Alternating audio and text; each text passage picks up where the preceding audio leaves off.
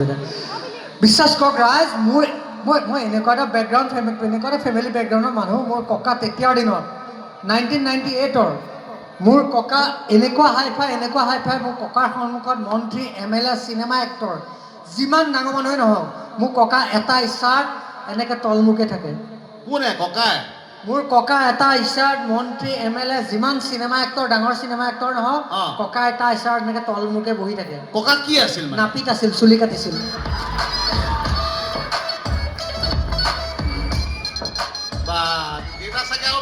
দেউতা কথাটো নকয়, দেউতা কথা শুনিলেতো হাৱা হৈ যাব।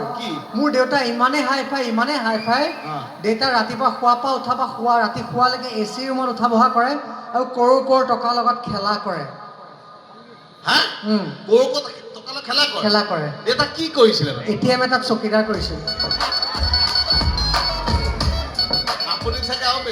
মোৰটোতো কথা নকয়, মইতো আৰু হাই ফাই। মই গা ধুবলৈ শান্তি নাপাওঁ ভাইটি। কি কৰিবলৈ? মই গা ধুবলৈ শান্তি নাপাওঁ। কিয় মানে এনেকুৱা অশান্তি ভাইটি? ভাইটি মই এনেকৈ কলপাৰত গৈ এনেকৈ পানী বাল্টি লৈ এনেকৈ গা ধুবলৈ লওঁহে, মন্ত্ৰী MLA বিলাকে জুমি থাকে। বিশ্বাস কৰ, মই এনেকৈ মগটো লৈ পানী আহোঁকৈ এনেকৈ ঘালিবলৈ লওঁ, এইফালে দেখিবি আমাৰ ৰূপক শৰ্মা এনেকৈ নমস্কাৰ দি থাকে। আকৌ মতা মানুহ হ'লেও লাজো লাগে দেচোন। আকৌ এনেকৈ ঘূৰি পেলাই পানী এবাল্টি নাইবলৈ নৰেন্দ্ৰ মোদী এনেকৈ দুই এটা দেখাই থাকে। মুঠতে মন্ত্ৰী MLA বিধায়কৰ পৰা মই গা ধুবলৈ শান্তি নোপোৱা হ'লো। কি হৈছে মানে মানুহজনী ৱাৰ্ড মেম্বাৰ আছে, ইলেকশ্যনৰ পিছত গোটেই বেনাৰ পষ্টাৰবিলাক চুৰ কৰি আনি কলপাৰটো বেৰি পেলালে।